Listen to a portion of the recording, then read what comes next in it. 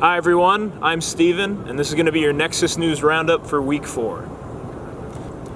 Customers can no longer tip at UCSB's campus cafes following a decision by Campus Dining as of spring quarter 2023. In an interview with the Nexus, campus workers expressed grievances on the financial impact of tips no longer being included in their pay. Prior to the implementation of the policy in spring quarter, tip jars were put out. Collected cash and change would be split during the day's closing shift among the scheduled workers, based on the hours that they worked that day. UCSB spokesperson Kiki Reyes said in a statement to the Nexus, "The tip jars were out of compliance with the IRS regulations for recording such taxable income."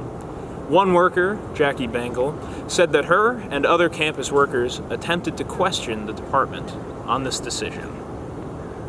Through emails which were met with little response and later discouraged by those of higher authority, Bengal and a UCSB undergraduate student said that customers noticed the tip jar no longer sitting on the counter and expressed confusion. UCSB and local government entities prepared for Halloween weekend in Isle Vista with emails outlining public safety tips and information. Between 6 p.m. and 7 a.m. from October 26th to November 4th, IV residents are prohibited from playing live and recorded music that can be heard outside of their residence.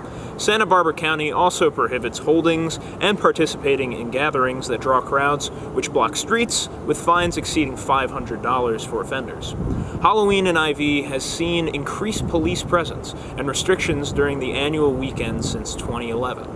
Since the implementation of the Halloween noise ordinance, local government bodies and the organizations host alternative events and activities for students and IV residents throughout the weekend. No overnight guests are allowed in UCSB residence halls from October 27th at 5 p.m. to November 1st at 8 a.m. According to an email from Meridian Group Real Estate Management obtained by the Nexus, the Santa Barbara County Sheriff's Office plans to increase police presence for the weekend. UC Santa Barbara Students for Justice in Palestine organized an on-campus walkout on October 25th in support of Palestinian liberation. At noon, around 750 people gathered around the Student Resources Building to Cheadle and back. Supporters walked out, carrying flags and signage in support of Palestine and Students for Justice in Palestine. Students all over 100 colleges have walkouts on the same day, marking it as the first large-scale student protest following the October 7th attack. The crowd walked to the Arbor first, gathering in a circle and reciting chants, and then moved forth to Cheadle Hall. An SJP member read out a list of demands to Chancellor Henry T. Yang, stating, "Our university divests from weapon manufacturers which arm Israel's war on Palestine, Raytheon, Lockheed Martin, and immediate ceasefire, U.S. protection for Palestinians, aid into Gaza, and a free Palestine." Yang sent an email to the campus community on October 26, reiterating the principles of community and the faculty code of conduct at UCSB.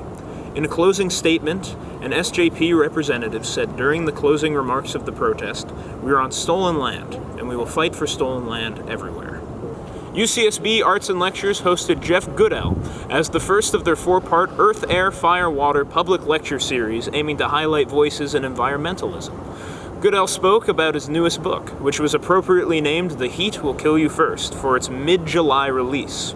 You've probably heard on the radio, on the TV, or even your Instagram feed that 2023 was the hottest summer in recorded history.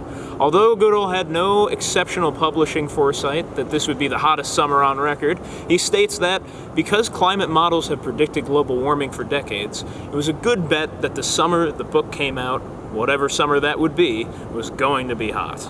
The lecture was followed by an opportunity for audience members to get their copies of the book signed. And that was your Nexus News Roundup for Week 4. We'll see you for Week 5.